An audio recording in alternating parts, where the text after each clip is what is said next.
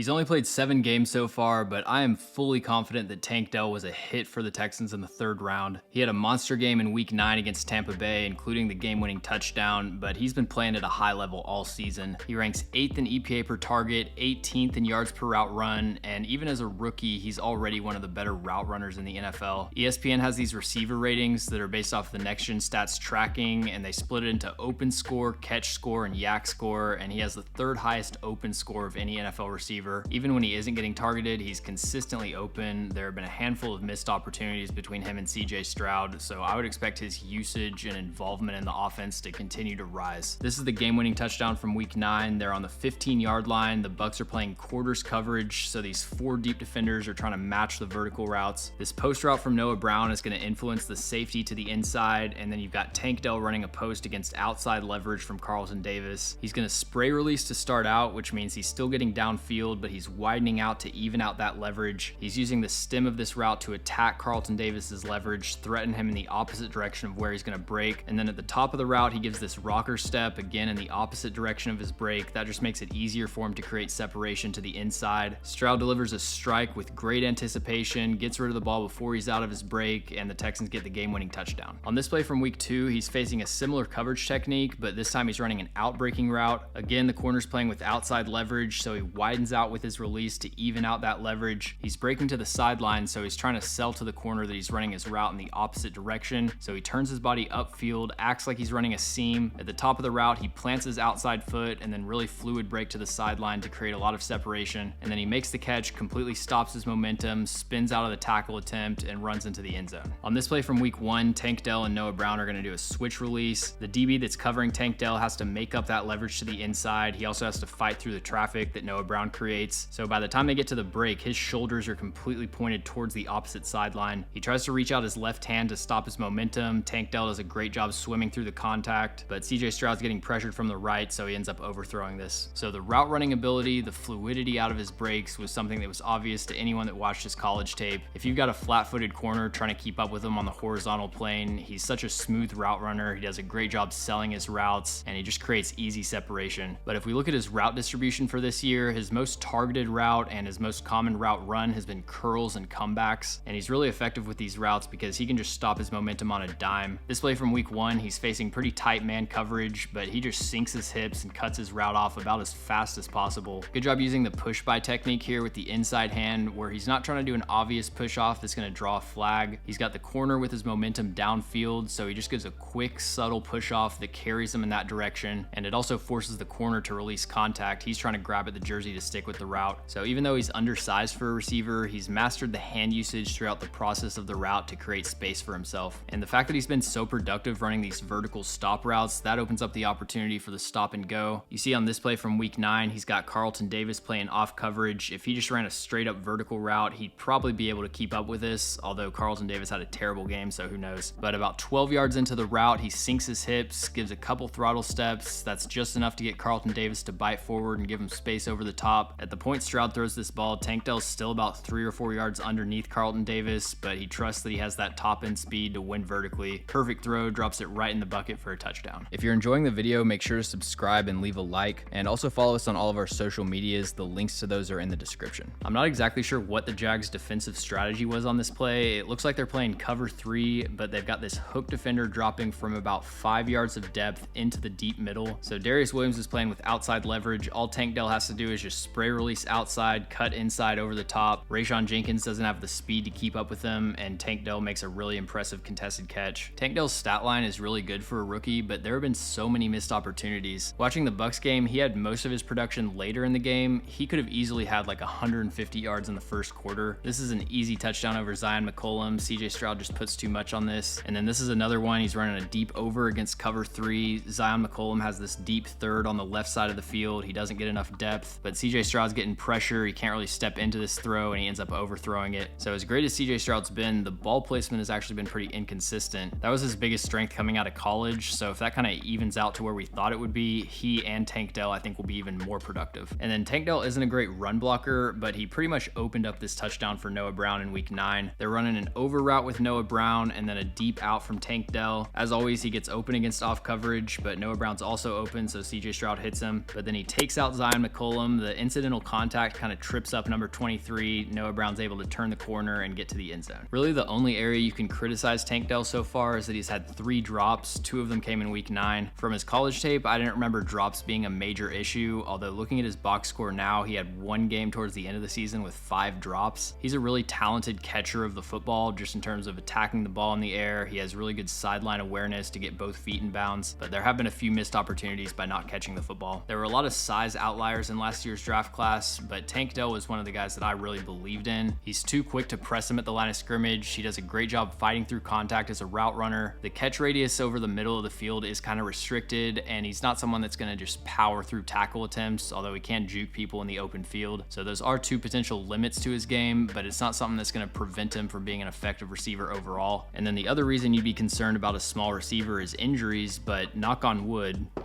he didn't miss a single game in college, and he missed 1 week in the NFL, but that was with a concussion, which doesn't really have much to do with size. So based on all that, yes, he's undersized, but he's been able to overcome a lot of the reasons that you'd be concerned about that.